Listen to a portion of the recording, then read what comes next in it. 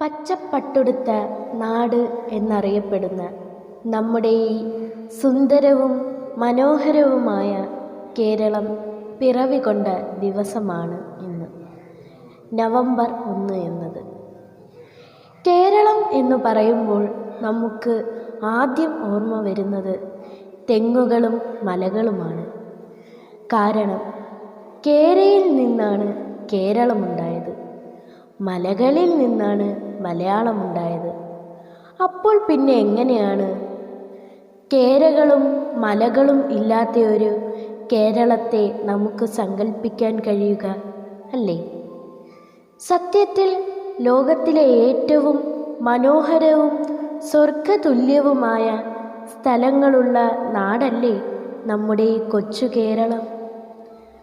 തുഞ്ചത്തെഴുത്തച്ഛനും മഹാകവി വള്ളത്തോളും കുഞ്ചൻ നമ്പ്യാരും ഒക്കെ ജീവിച്ചിരുന്ന നാടല്ലേ കേരളം? കഥകളിയും വള്ളുവൻ പാട്ടും തെയ്യവും ഒക്കെ അടങ്ങിയ കലാരൂപങ്ങൾ ഉള്ള നാടല്ലേ കേരളം? എന്തിന്, നമ്മുടെ സ്വന്തം ലാലേട്ടൻ്റെ നാടല്ലേ കേരളം. ഏവർക്കും കേരളപ്പിറവി ദിനാശംസകൾ നേരുന്നു. ഏവർക്കും ഞങ്ങളുടെ പുതിയൊരു വ്ലോഗിലേക്ക് സ്വാഗതം.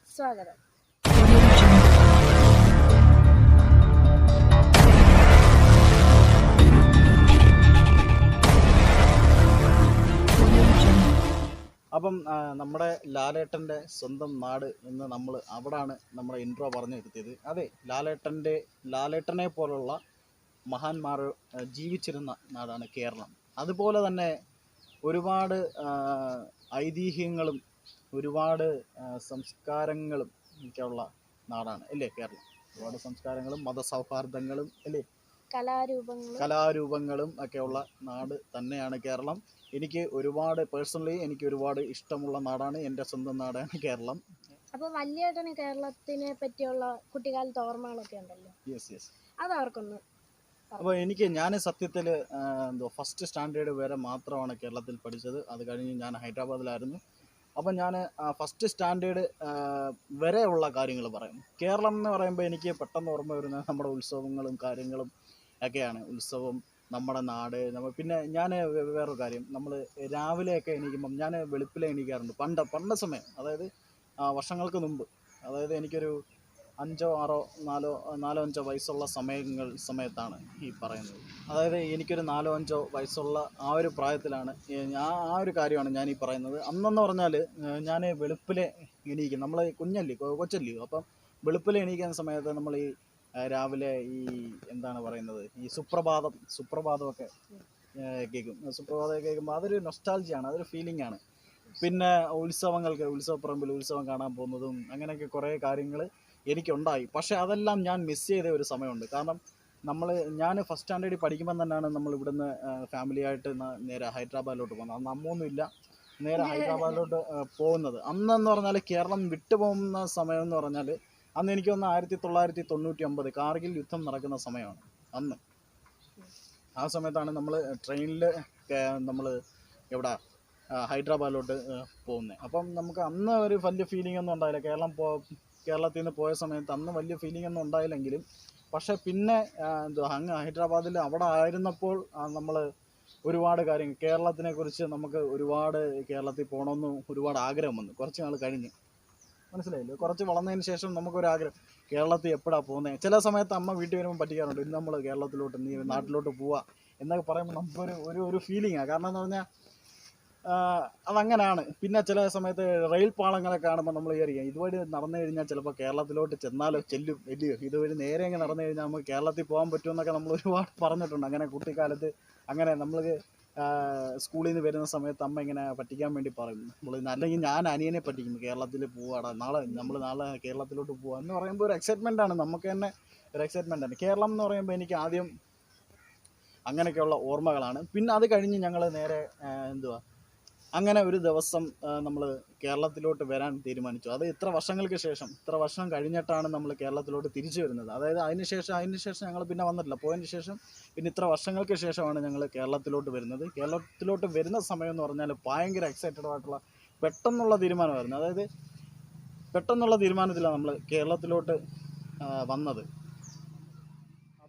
എന്തോ അന്ന് വന്നതെന്ന് പറഞ്ഞാൽ അന്ന് സത്യത്തിൽ ഞങ്ങൾ ഞാനും മാമൻ ഞങ്ങളുടെ മാമന് ഇടയ്ക്ക് വെച്ച് അങ്ങോട്ട് വരികയും അപ്പം അവിടെ നിന്ന് ഞങ്ങൾ മാമൻ്റെ കൂടെയാണ് തിരിച്ചു വരുന്നത്. അന്ന് സമയത്ത് ചെറിയ വിഷമം ഉണ്ടായിരുന്നു, എന്നാൽ കൂടുതൽ സന്തോഷം ഉണ്ടായിരുന്നു. അതിൻ്റെ കൂടെ ചെറിയൊരു സങ്കടവും കൂടെ ഉണ്ട്. സങ്കടം എന്തുവെന്ന് വെച്ചാൽ പപ്പ മാത്രം വന്നില്ല.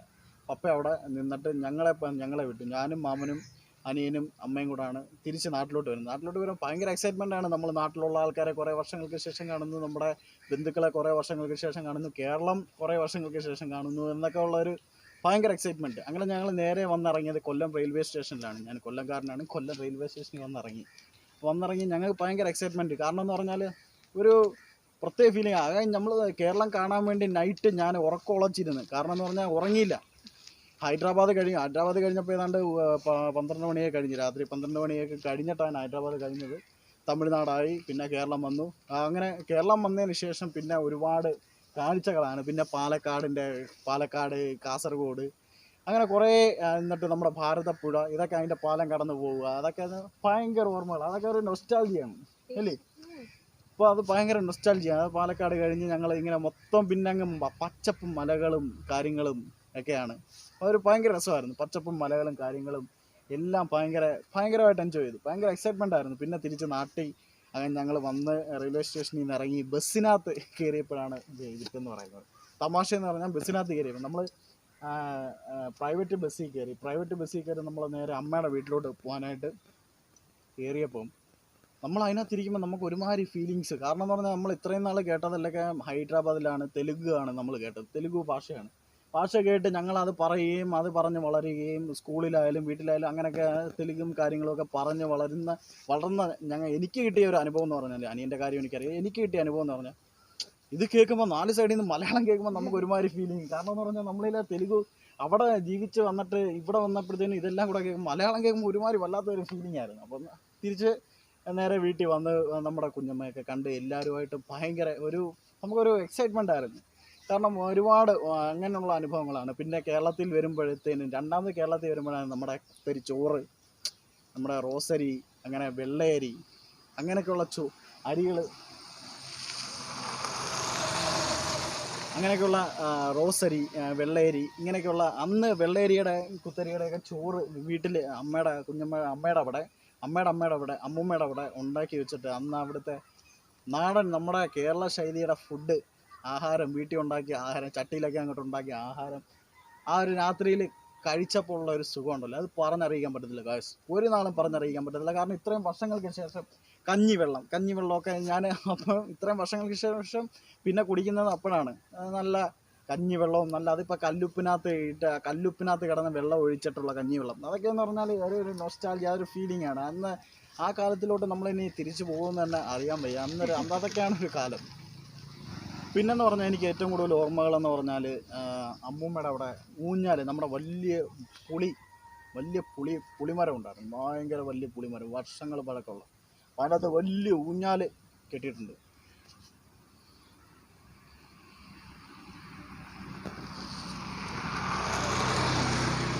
അപ്പോൾ അതിനകത്ത് വലിയ ഊഞ്ഞാൽ കെട്ടിയിട്ടുണ്ട്. അതിനകത്തിരുന്ന് ആടിയിട്ടുള്ളതൊക്കെ ഒരുപാട് ഓർമ്മകൾ, പഴയ ഓർമ്മകളുണ്ടായിരുന്നു. പിന്നെ തിരിച്ച് വന്നിട്ട് അതൊരു ഫീലിംഗ്, നമുക്കത് നേരിട്ട് ആസ്വദിക്കാൻ പറ്റി. ആ ഊഞ്ഞാലാട്ടക്കവും കാര്യങ്ങളും അതൊക്കെ ഒരു രസം. എന്താ പറയുക, അതിന് നമ്മുടെ മലയാളി തനിമയെന്ന് പറഞ്ഞാൽ അത് വേറെയാണ്. ഊഞ്ഞാലും കാര്യങ്ങളും, നമ്മുടെ ഓണം, അങ്ങനെ പല ഫെസ്റ്റിവൽസ്, ഓണം ആയാലും വേറെന്തുവാ, അങ്ങനെ പല കേരളത്തിൻ്റേതായിട്ടുള്ള ഒരു ഫെസ്റ്റിവൽസ് തന്നെ ഉണ്ട്. അപ്പം നമ്മൾ കേരളം എന്ന് പറഞ്ഞാൽ അത്രയും നമുക്ക് ഇഷ്ടമുള്ള ഒരു നാടാണ്. പക്ഷേ ഇപ്പോഴത്തെ സിറ്റുവേഷൻ എന്ന് പറഞ്ഞാൽ ഇറ്റ്സ് വെരി ബാഡ്. ആൻഡ് അത് വെറും വല്ലാത്തൊരു അവസ്ഥയാണ് ഇപ്പോഴത്തെ ഒരു സിറ്റുവേഷൻ.